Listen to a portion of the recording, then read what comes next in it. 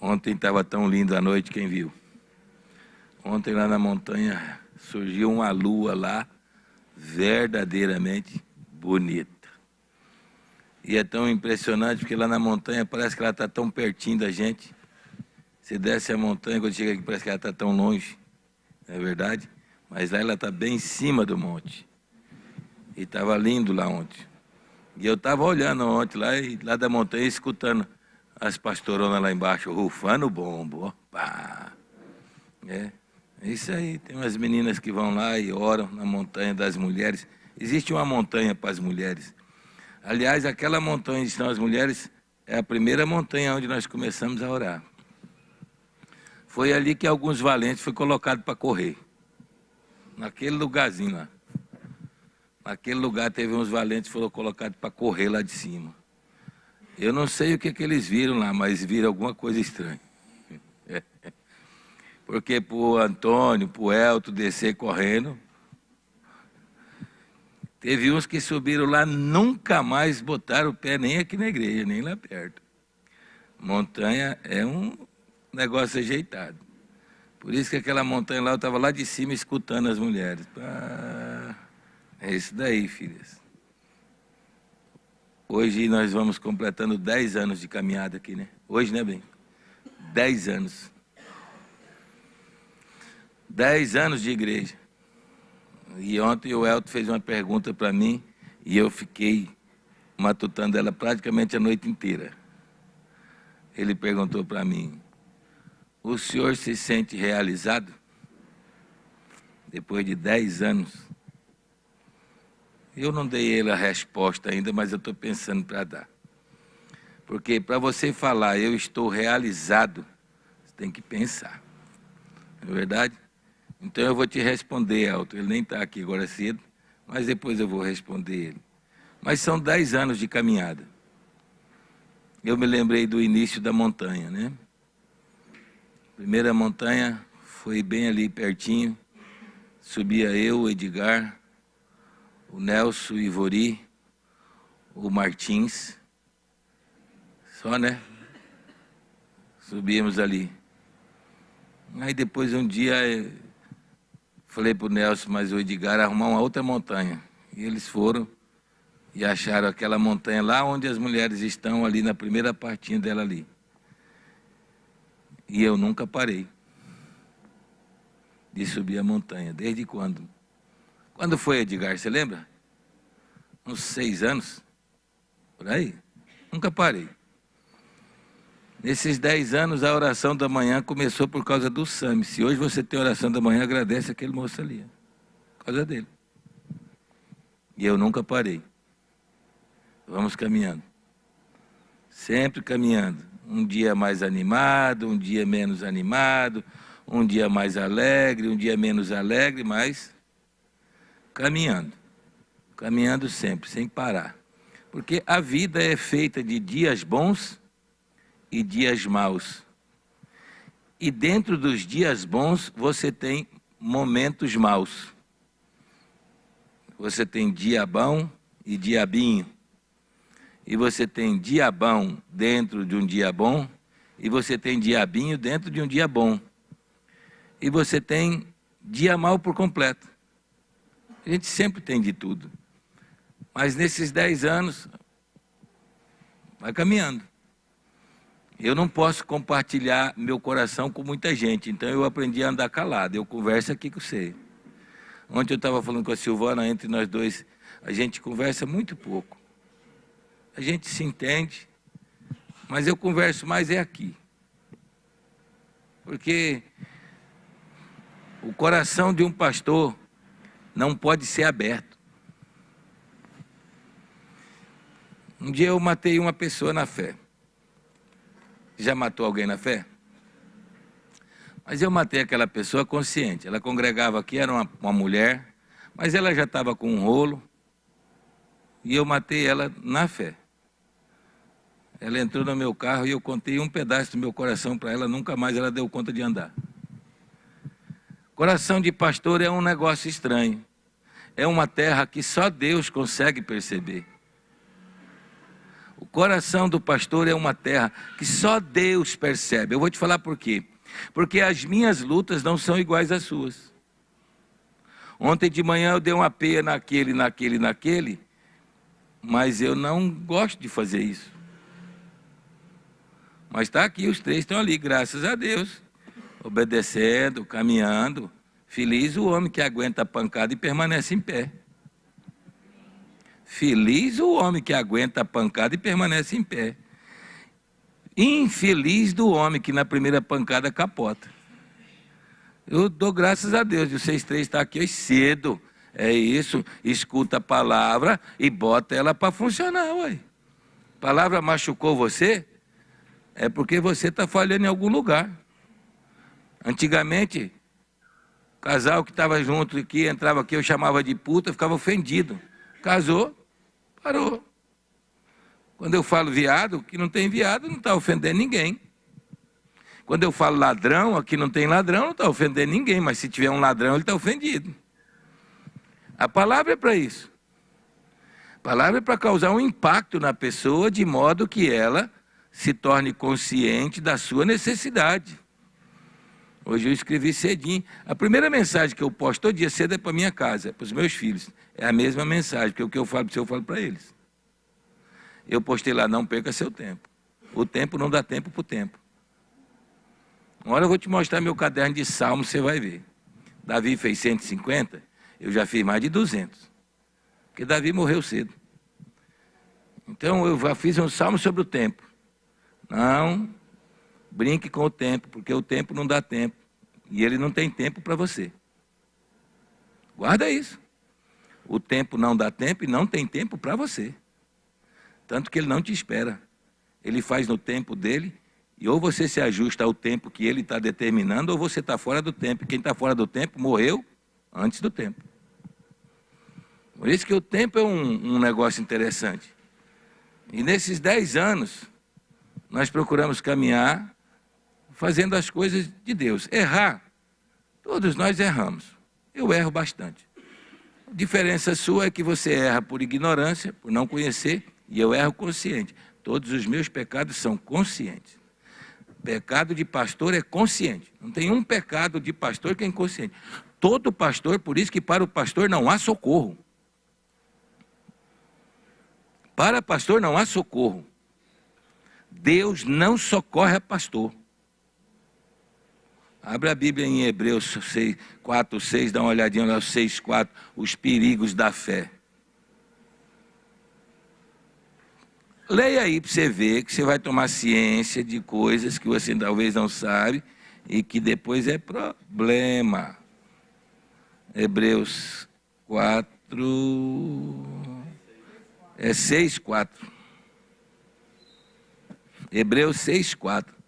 Por isso que aquele pastor que capota, que Deus capota com ele, ele não levanta mais. O pastor que Deus capota com ele não levanta mais, está morto. Não levanta mais. Então, por isso que eu nunca disse aqui que eu sou anjo, nunca disse aqui que eu sou santo. E todo dia que eu vou orar com os meninos, eu confesso que meu pecado para a igreja toda e deixo o pau quebrar. Porque enquanto eu for só uma ovelha, membro de um rebanho, há um socorro. O dia que eu achar que eu sou o anjo da igreja e que eu sou o ungido de Deus, porque tem pastor que se acha o ungido de Deus, né? Tem pastor que ainda fala assim, não toca no ungido. Não toca no ungido. Ungidos são todos aqueles que têm o Espírito Santo. Ungido são todas as pessoas que têm o Espírito Santo. É o que está em Isaías. O Espírito do Senhor está sobre mim porque Ele me ungiu. O Espírito do Senhor está sobre mim porque Ele me ungiu. Se você ler sua Bíblia, Isaías, vai estar para você também. Ungido é todo aquele que tem Jesus como seu Senhor e Salvador. Seja pastor, seja o limpador da igreja, seja o motorista, seja o cobrador, qualquer um tem o Espírito Santo de Deus, é ungido do Senhor. Pronto. Então eu vou procurando caminhar nesses 10 anos, sendo pelo menos um razoável exemplo, para que o reino não continue sendo blasfemado por causa de mim. Isso às vezes me agrada, isso às vezes não me agrada, isso às vezes me dá problema. Isso às vezes me responde problemas, mas é a vida, é a caminhada. Eu decidi andar nessa condição, vamos caminhando. A dificuldade é quando a pessoa não sabe se fica ou se sai, se a chega perto ou se vai para longe. O dia que eu virar inimigo de Deus, eu vou destruir a igreja. Eu não vou ser meio termo. Se eu sou seu amigo, eu sou seu amigo. E se eu sou seu inimigo, é papai, mamãe, vovô, titio, titia, genro, nora, cunhado, tudo que fosse ligado a seu é meu inimigo. Eu nunca tive inimigo, eu sou inimigo dessa pessoa, não. Se eu sou inimigo dessa pessoa, eu sou inimigo de toda a descendência dele, do sangue todinho, porque qualquer um deles vai querer me vingar. Então, se eu sou amigo de Deus, eu tenho que ser amigo de Deus, eu guerreio as guerras de Deus. E se eu sou inimigo de Deus, eu acabo com os filhos dele. Porque hoje o povo não sabe o que quer, eles não sabem se é amigo de Deus, se é inimigo de Deus, não sabem se é amigo do povo de Deus, se é inimigo do... Não, eu sempre fui decidido desse ponto. Se eu tiver que fazer maldade para um, eu já estou sabendo. Vou fazer para todo o sangue dele, para cima e para baixo, porque o sangue é sangue, e a gente tem que limpar tudo. Por isso que um dia eu disse assim, eu nunca mandei flor para viúva, no velório eu mando bomba para acabar de matar a família do morto. Porque é assim, o povo de Deus é indeciso, e Deus não está procurando meio termo. O Deus que eu creio não está atrás de meio termo.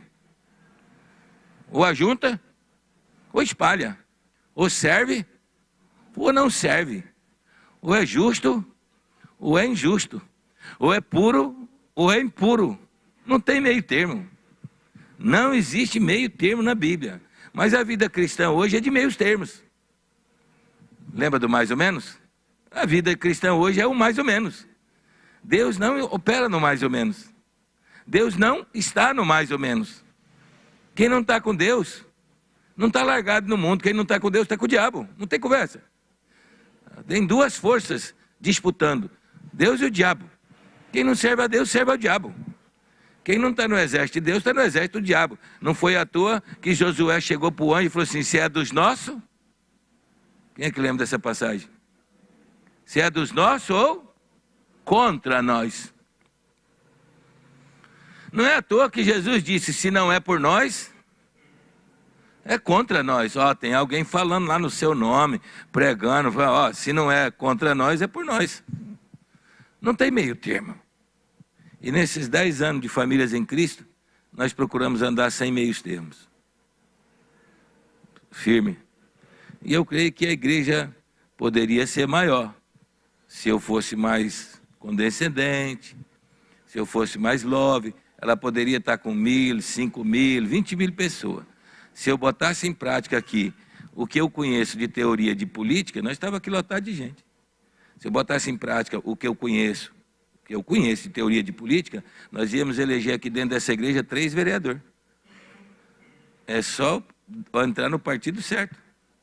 Nós elegíamos 3 vereadores, nós seríamos muito importantes para o prefeito.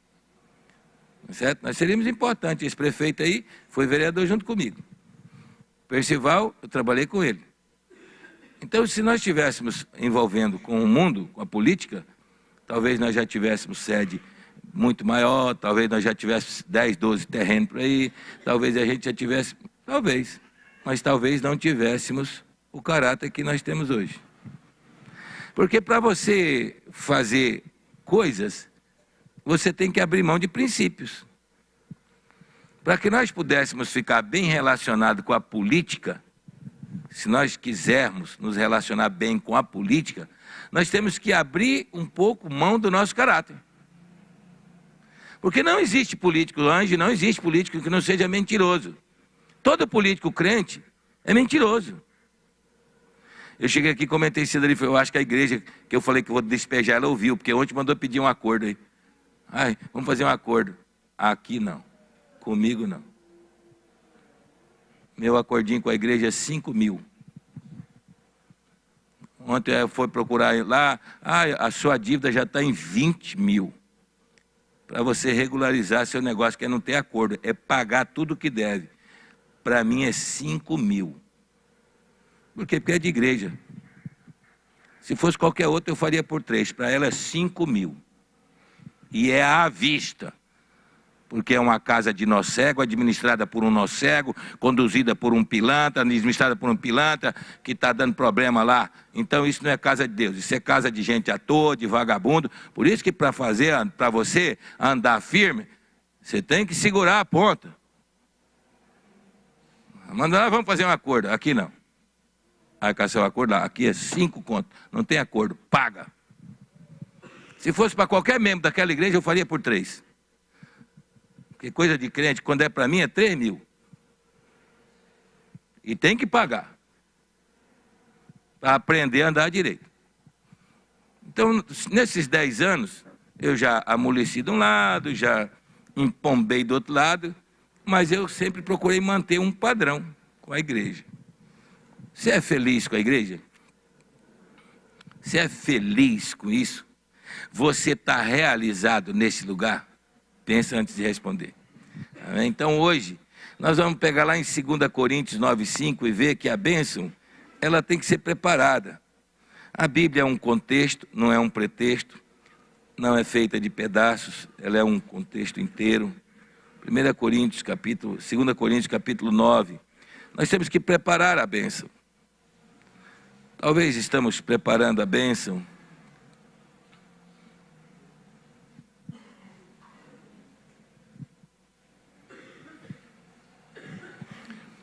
Portanto, julguei conveniente recomendar aos irmãos que me precedessem entre vós e preparassem de antemão a vossa bênção ou a vossa dádiva já anunciada, para que esteja pronta, como expressão de generosidade e não de avareza. Ou seja, a bênção, a dádiva, ela é preparada de antemão, é antes. A bênção que você espera de Deus, ela tem que ser preparada antes. Não é uma coisa que aleatório. Eu vejo em Deus, não existe nada aleatório. As leis do universo não são aleatórias. Tem coisas no universo que ainda os astrônomos, os cientistas não entenderam. Não é certo? Mas ela não é aleatório. Tudo que ocorre no universo está debaixo de leis rígidas, fixas. As leis de Deus são imutáveis, são fixas. Ninguém vai conseguir alterar a lei da gravidade. Ninguém nunca vai dar conta de amenizar ou arrefecer a lei de causa e efeito. Ninguém nunca vai dar conta de mudar as leis fixas de Deus. Todo o mundo, todo o universo, ele só permanece em ordem, em perfeita ordem, porque todas as leis de Deus são fixas, imutáveis. Por isso que Deus disse, eu sou o mesmo ontem, hoje e o serei para sempre. Nós estamos no Novo Testamento. E está escrito assim, olha, eu falei para você preparar de antemão a tua bênção. De antemão você preparar a tua dádiva. Qual é a base disso? Que é fixo. Deuteronômio 28. A base fixa das coisas de Deus. Por isso que o Senhor não anula, não revoga, não tira o efeito. Deuteronômio 28, verso 2.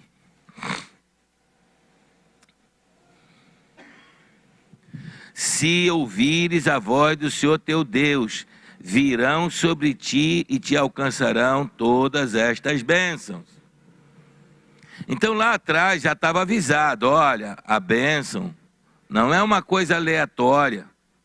O socorro de Deus, o benefício de Deus, não é uma coisa aleatória. Não é por sorteio de uma bolinha soprando vento, botando uma bolinha para fora, e que pode ser muito bem manipulado com um imã dentro dela, porque os esquemas de loteria, em todos eles tem aquela bola que fica e saindo bolinha lá, e todos eles são fraudados, porque a gente prepara aquela bolinha que tem lá dentro com um chumbinho dentro dela, a gente sabe qual é a bola que vai cair de antemão, porque põe uma outra bolinha de chumbo dentro dela. A bênção de Deus não é aleatório, não é uma questão de um vento, não é uma questão de uma sorte, não é uma questão de um acaso, é algo fixo, determinado. Se você fizer, vai acontecer. Se você ouvir, vai acontecer. Não é uma possibilidade, Por que nós não experimentamos? Porque nós não cremos nas coisas fixas. Nossa mente, ela é variável. Por isso que todas as vezes que você começa a orar, você começa a lembrar do seu pecado e não da bondade de Deus. Você é capaz de lembrar muito mais das suas falhas do que do seu esforço. E sabe por que você não lembra do seu esforço? Porque na verdade não esforça. Porque quem se esforça, lembra do esforço.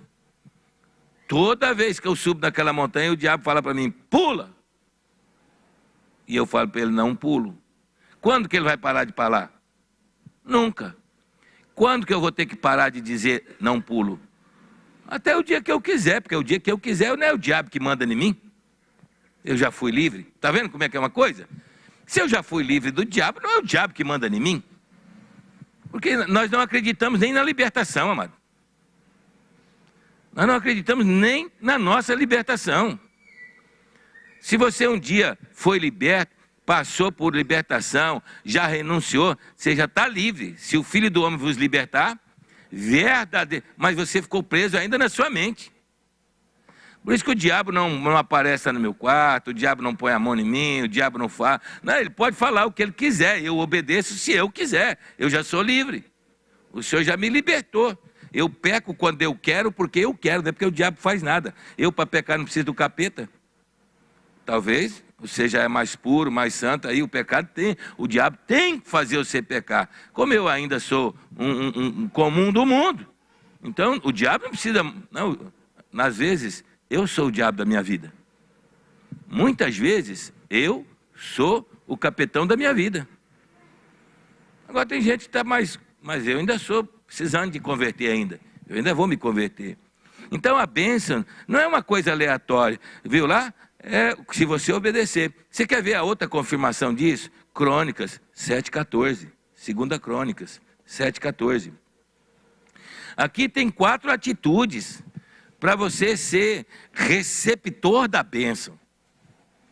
4 atitudes para você atrair aquela coisa que Deus disse. Se você fizer assim, vai acontecer assim. Porque lá em Deuteronômio 28:1 está escrito assim, se ouvires a voz do Senhor teu Deus e tomar o cuidado de fazer tudo quanto eu te ordeno, não se desvia nem para a direita e nem para a esquerda, todas essas bênçãos virão sobre ti e te alcançarão. Beleza, então nós já ouvimos a bênção lá. 4 atitudes, 4 coisas que vão atrair a bênção. Elas vão atrair a bênção. E eu vou te mostrar Crônicas 7,14. Mas tu pode fechar aí, só ler o que você vai ver que está tudo no Novo Testamento. Tudo no Novo Testamento. Porque o Velho Testamento não acabou, não passou, não revogou, não perdeu o efeito, não perdeu a causa. Ele foi colocado para nós de uma maneira mais clara. É porque nós achamos que a Deus lá atrás, quantos crentes eu já vi falar que Deus não tinha graça no Velho Testamento? Claro que tinha, Deus não muda. Havia amor? Havia. Então, qual era a razão da lei? Demonstrar claramente o juízo e a justiça de Deus para nós. Para nós, não era para eles. Porque a lei era sombra para nós e não para eles. Para eles era real. Para eles era o negócio. Era aquele momento. Agora, para nós, ela foi sombra para nós. Sombra é descanso. Sombra é lugar de descanso. Sombra é lugar de refrigério. Sombra é lugar de refazer as forças. Imagina você está andando no meio do solão quente aí, o teto da cabeça rachando, encontra uma árvore bem frondosa. O que acontece? Lá de baixo está fresco, lá de baixo está mais suave o tempo. Você tem lá, é isso, sombra é um lugar de descanso. Aquela lei veio para nos dar descanso, por isso que o fim da lei é Cristo. Aquela coisa veio para me conduzir até o lugar da minha bênção, que era Cristo. Para me levar até a fonte das águas saudáveis, que era Cristo. Para me levar até a fonte da vida, que era Cristo. A morte me conduziu a Cristo, porque a lei era a morte. A doença me conduziu à cura. A lei estava enferma. A doença me conduziu à cura, à fonte da cura. A razão da lei, da doença, é me conduzir para a cura, não é me matar, porque o plano de Deus é que ninguém morra. Deus não se agrada da morte nem do ímpio. Tem algo, amado, que a igreja nunca vai entender. Nunca vai entender.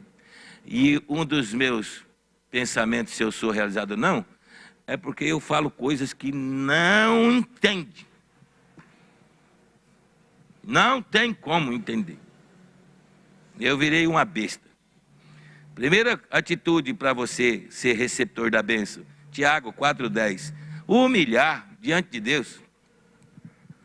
Tiago 4,10, 1 Pedro 5,6, humilhai-vos diante da potente mão do Senhor, humilhai-vos diante da potente mão do Senhor, para que Ele vos exalte. É Crônicas 7,14 funcionando. Humilhai-vos, para que Ele vos exalte. Tiago 4,10, 1 Pedro 5,6. A segunda atitude para ser um receptor da bênção de Deus, orar. Orar. Se o povo de Deus acha que ler a Bíblia é religiosidade, e orar? O que seria orar sem cessar?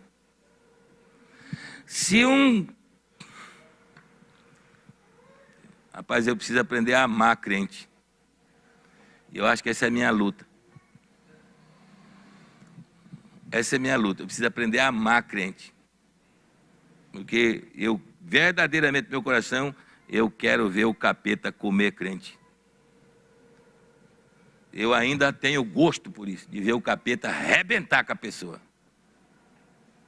É verdade. Por que eu gosto de ver o capeta arrebentar com a pessoa? Porque ele não creu e ele é temor para mim. Eu vejo ele tomar um pau e eu, ó. Eu vejo ele tomar um pau e eu, ó. Eu vejo outro ali capotar no buraco e eu, ó.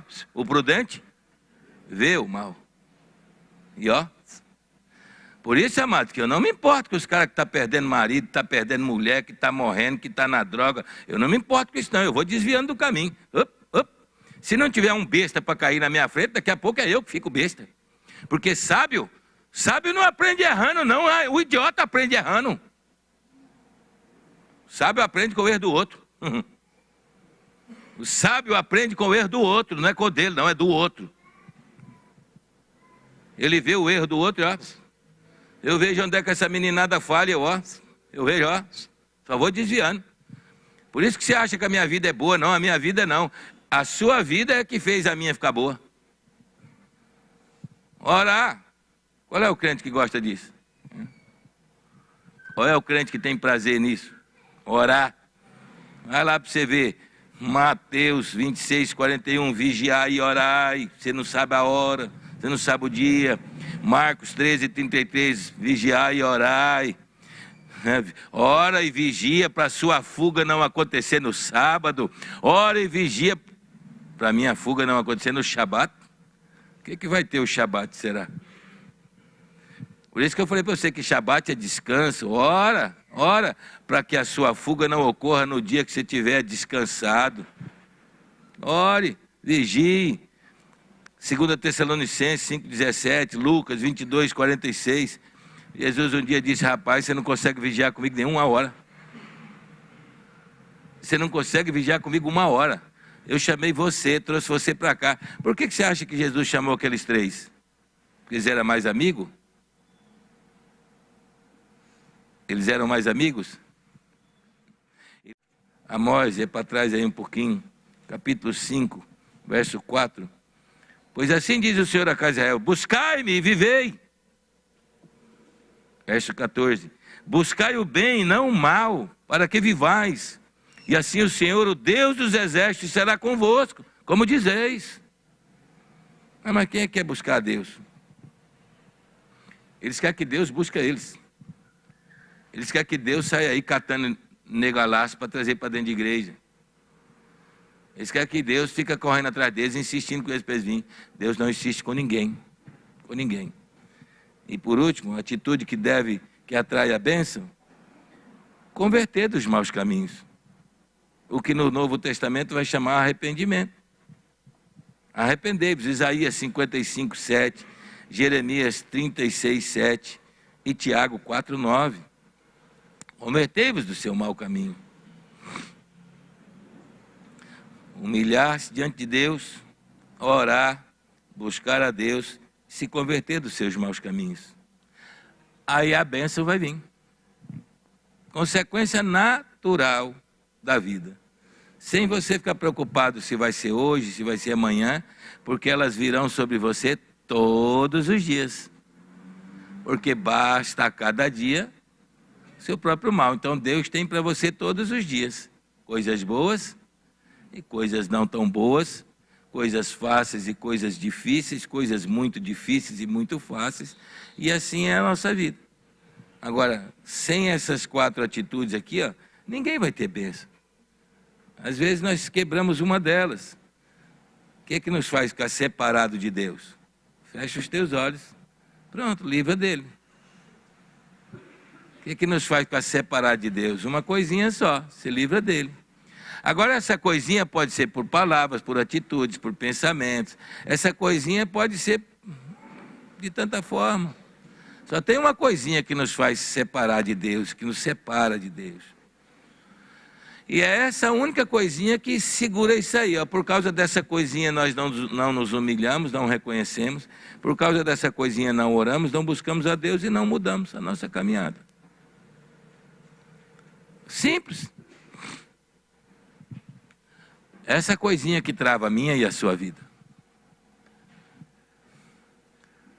O que para muitos não é nada. Não vale nada, não significa nada.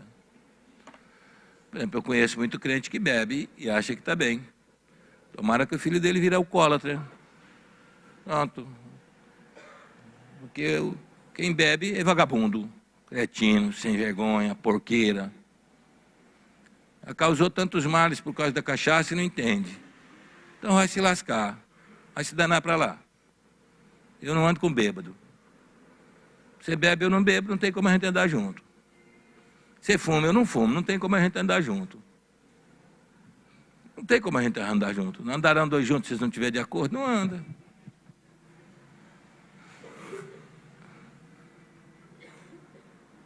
Dez anos. E nós vamos assim. Nós vamos assim.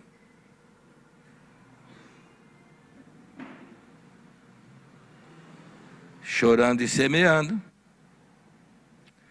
Mas eu volto jubiloso recolhendo os meus feixes.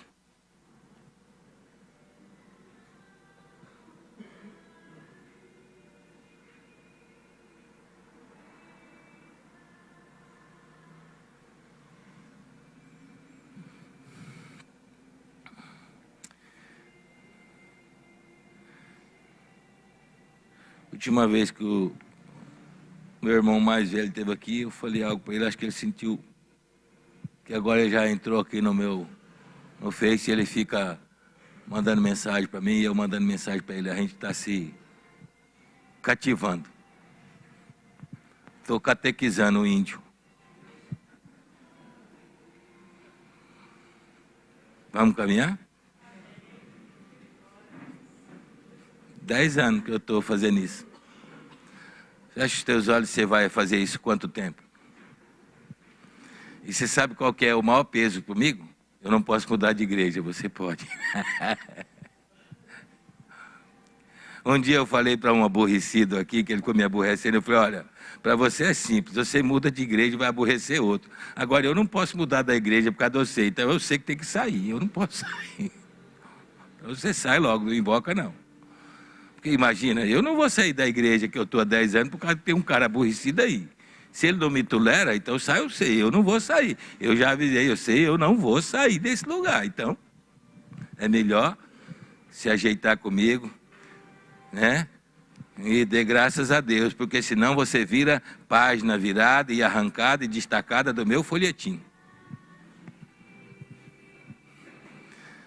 Vamos caminhar. Pai, obrigado por esta manhã tão linda, por aquela lua tão bonita. Obrigado, Senhor, pela vida de cada um da Famílias em Cristo nesses 10 anos. O Senhor é quem sabe. Não fui eu que mandei abrir isso. Não fui eu que permaneci com isso aberto.